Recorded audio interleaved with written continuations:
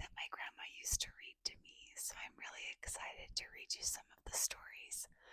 I'm going to be flipping the camera around and doing an angled shot of the book so that you can see the pictures while I read you the story, but I'm really excited to share these fun memories with you guys, and hopefully it will be relaxing.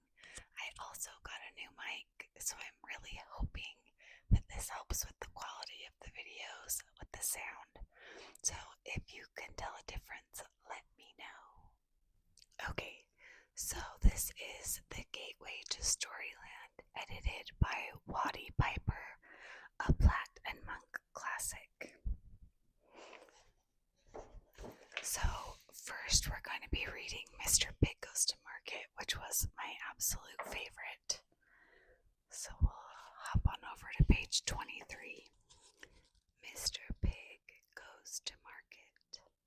One fine April morning, while doing her spring house cleaning, Mrs. Pig suddenly looked up and said, "Oh, dearie dear, I do believe there's nothing in the house for supper."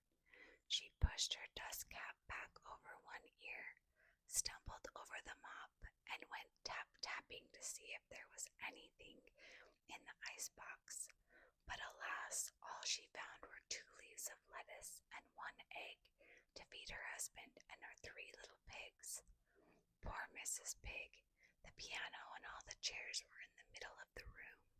The rug was rolled up in one corner, and the scrub bucket full of the foamiest suds. Mrs. Pig was in an apron, wearing her oldest shoes and long stockings to keep her nails pretty, and the market a mile away. Just then, Mr. Pig cautiously looked into the room. He'd been hiding because he knew husbands were not wanted when there was spring cleaning going on. "Mrs. Pig, I could go to the market for you," he said. Mrs. Pig shook her dust cloth and said, "But, Mr. Pig, what do you know about shopping?" "Nothing," said Mr. Pig, "but I do know what I like." "Well, all right," said Mrs. Pig, "but buy something that can be cooked in one pot. I don't have time to fix a big supper." So Mr. Pig put on his yellow trousers and his green striped coat and his red necktie and started through the forest to the market. The birds were singing, the little breezes were blowing, and the flowers were blooming. Mr. Pig gave a little scamper and a little prance as he happily went along. Shopping was certainly more fun than being around the house at house cleaning time. Soon he came to the big market. First he went to the vegetable side of the shop. "Good morning, Mr. Pig," said the vegetable man. "Did Mrs. Pig send you a shopping list?" "No," said Mr. Pig importantly. "I'm doing the shopping myself today." The vegetable man laughed. Here was his chance to get rid of that wilted spinach and those beets he hadn't been able to sell yesterday. "Here is something nice," he said. "Well," said Mr. Pig, "I don't know much about vegetables, but I know what I like, and I don't like those." So the vegetable man brought out some long, fresh, crisp, golden carrots, small, new red potatoes, and pretty bunches of white spring onions. "Ah," said Mr. Pig, "that's more to my liking, but I must first go to the meat market and see what I can buy to go with them." Mrs. Pig said all the supper must cook in one pot because it's spring cleaning day. So Mr. Pig went to the meat man. "Good morning, Mr. Pig," said the meat man. "Let me see Mrs. Pig's shopping list." "Good morning," said Mr. Pig. "I don't have a list. I'm doing the shopping myself today. What meat do you have that's nice and tasty?" "Well," said the meat man, "here are some fine pork chops." Mr. Pig shuddered. "And some hamburger that's very fine." "No," said Mr. Pig, "I don't know much about meat, but I know what I like, and that isn't it." "Well," said the meat man, "I have some nice lamb neck and ribs, the very best spring lamb. Oh, here's my kitty. You guys finally get to see her. She's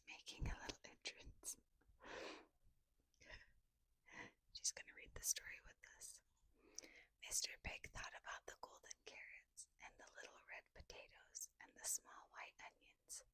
My, oh my, he said, that sounds like lamb stew. Give me 10 pounds. So the meat man wrapped up the lamb stew meat, and Mr. Pig scurried as fast as a very fat pig can scurry to the vegetable man. He bought 5 pounds of potatoes, 5 bunches of carrots, and 3 bunches of onions. His basket was a little heavy, but he didn't mind because he was so excited at the thought of the fine dinner he would have when he got home. He was so happy as he hurried home that he almost stumbled over Mr. Possum. Hi there, Mr. Pig, shouted Mr. Possum. Where have you been this fine spring morning? To market, said Mr. Pig merrily. Not to buy a fat pig, I imagine, said Mr. Possum, who was a little tactless.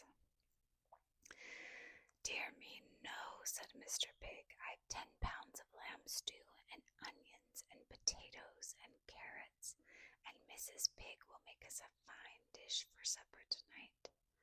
Yum, yum, said Mr. Possum.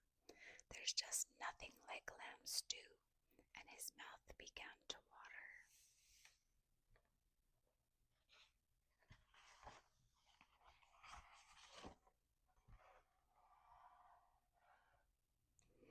Mr. Pig was feeling so good that he loved all the world, so he said, we'll come over to our house for supper tonight at 7:30. Lamb stew, said Mr. Possum dreamily. I'll be there.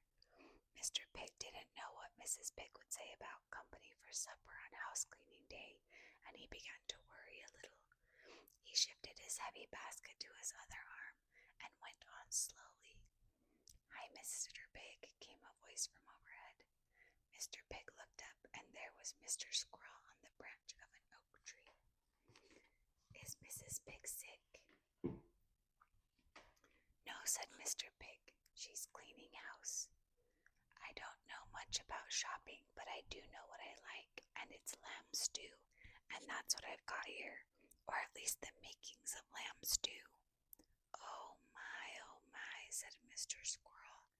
Next to acorns, I like lamb stew best, especially at this time of year. Well, said Mr. Pig, there's going to be a lot of lamb stew at our house at 7:30. Come along and we'll give you some. I'll be there, said Mr. Squirrel. I'll certainly be there. Mr. Pig shifted his basket back to his other arm. He stopped to pick up a large bunch of buttercups and some violets growing along the path. He thought Mrs. Pig might feel better about company for supper on house cleaning day if he brought her a present. He put the flowers carefully on top of the onions and suddenly saw Mr. Dog coming up the path. Hi, Mr. Pig, said Mr. Dog. I haven't seen you for many a moon. Where's Mrs. Pig? She's at home doing the spring cleaning. I don't know anything about cleaning, but I know what I don't like, and it's mops and pails and soap suds. So I went shopping until the house is straight again. Shopping, eh? Said Mr. Dog. Mrs. Dog has gone home to her mother for a visit, and I'm down to my last bone. What did you buy in the market? So, as you can tell in this picture, what's going to happen next? I always loved the cute little puppies and pigs down there.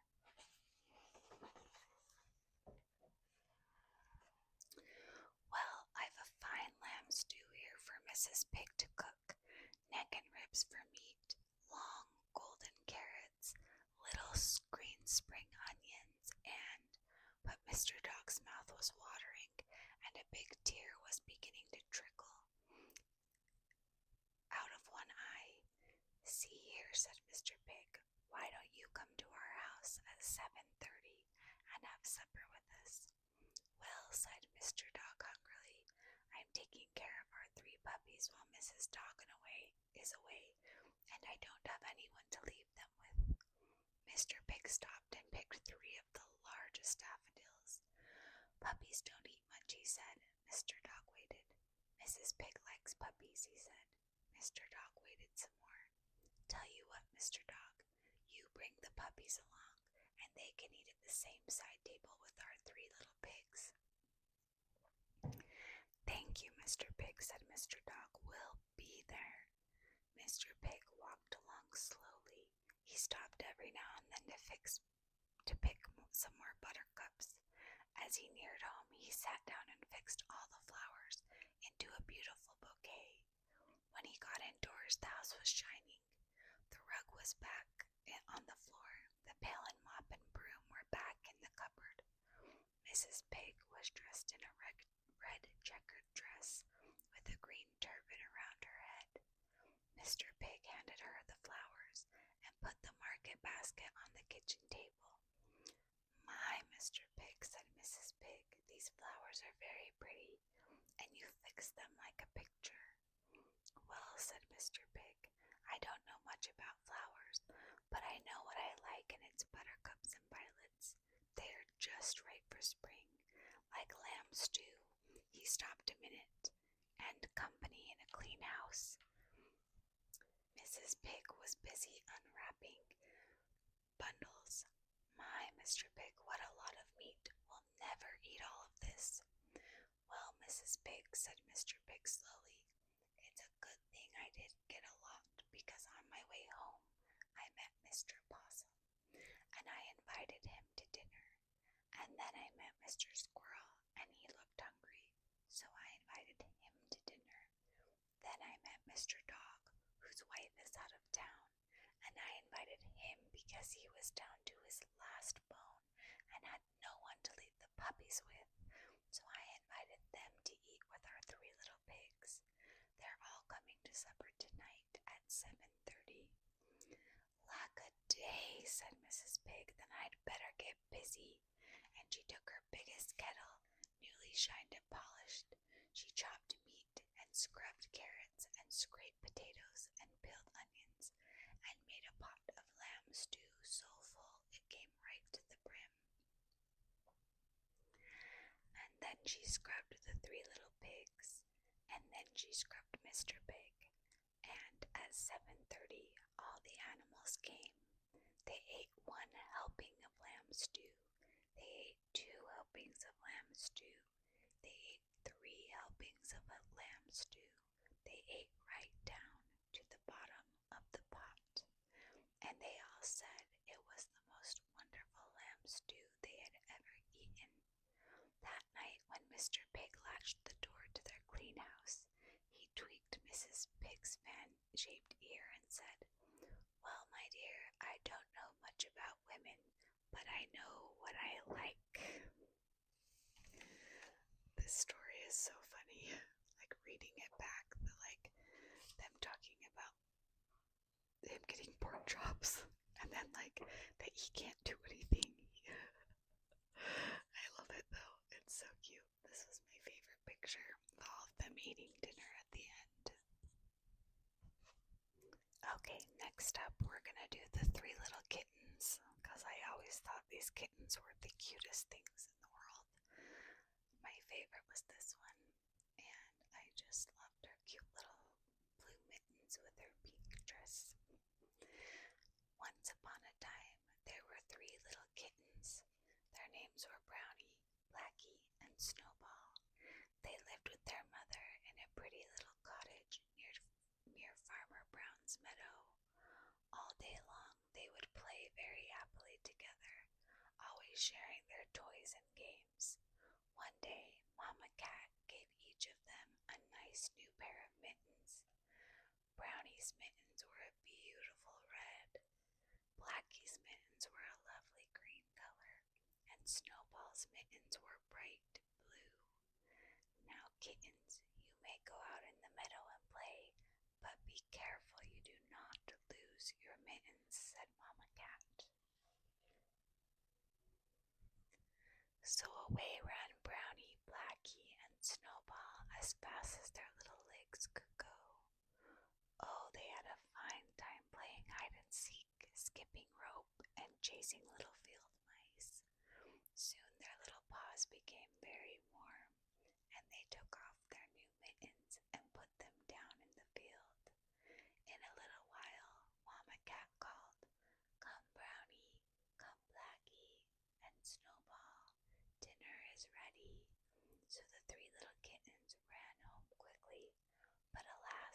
they got there, Mama Cat found that the three little kittens, they lost their mittens and they began to cry. Oh, Mummy dear, we sadly fear our mittens we have lost. What? Lost your mittens, you naughty kittens? Then you shall have no pie. Meow, meow, meow, meow.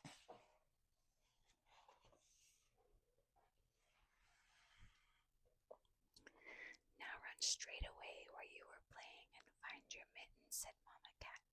The three little kittens hurried away, and sure enough, right where they had left them, the three little kittens, they found their mittens and they began to cry.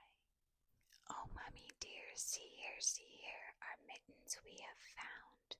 What, found your mittens, you darling kittens? Then you shall have some pie.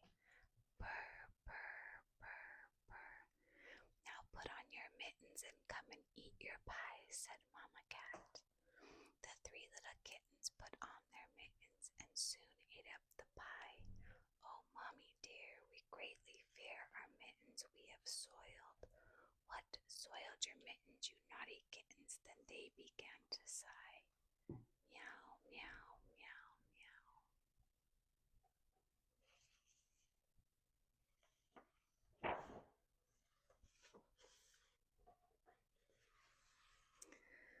Then Mama Cat said to her three little kittens, it's very naughty to lose or soil your clothes. Now wash your mittens right away. The three little kittens, they washed their mittens and hung them up to dry. Oh, Mummy dear, look here, our mittens we have washed. What, washed your